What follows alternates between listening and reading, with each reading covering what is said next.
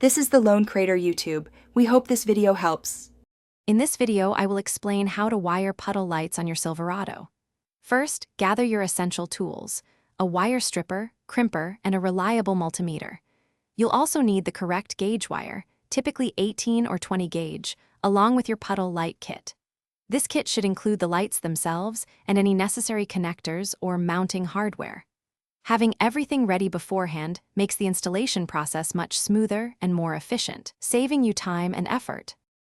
Next, you'll need to locate suitable power and ground sources for your puddle lights. A common and convenient 12-volt power source is often found within the dome light circuit, which activates when your doors open. For ground, find a solid point on the vehicle's chassis, ensuring it's clean and free of paint. Always use your multimeter to confirm you have a consistent 12-volt power supply and a good ground connection before making any permanent splices. Safety first. Now it's time to connect your puddle lights.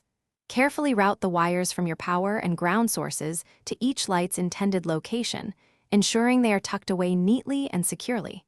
When making connections, crimp or solder them for a strong, durable bond that will withstand vibrations and environmental factors. Don't forget to use heat shrink tubing over all exposed wire connections. This crucial step protects against moisture and corrosion, significantly extending the lifespan of your new lights. Finally, after all your connections are made, it's time to test your new puddle lights.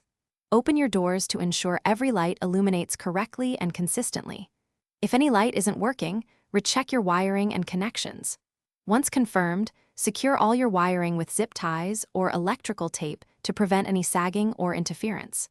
Reinstall any trim panels you removed, making sure they fit snugly for a factory-like finish. Enjoy your enhanced Silverado.